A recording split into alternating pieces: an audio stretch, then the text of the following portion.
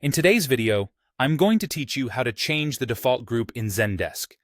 If you've been managing your team in Zendesk, you probably know how important it is to have everything set up just right for the most efficient workflow.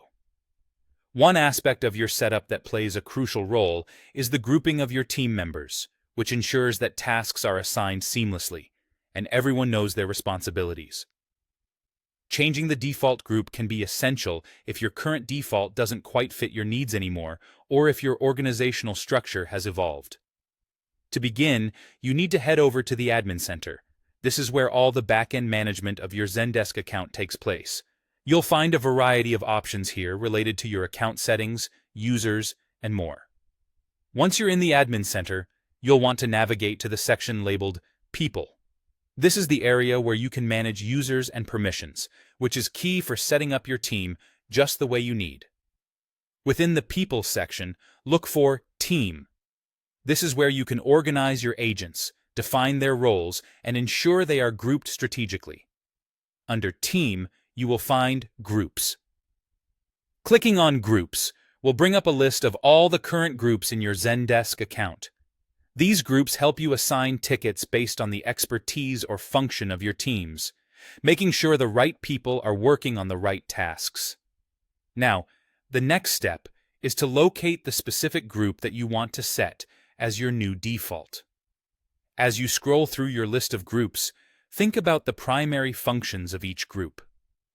Consider which group takes priority in your current operations and would best serve as the default for new tickets or other default settings.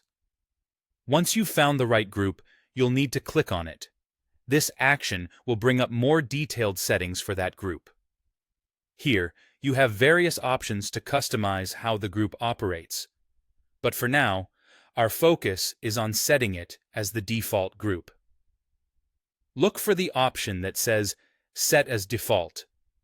By selecting this, you're essentially telling Zendesk that whenever a default group is needed, either for new tickets or assigning agents, this is the group that should automatically be selected. Last but not least, don't forget to click Save.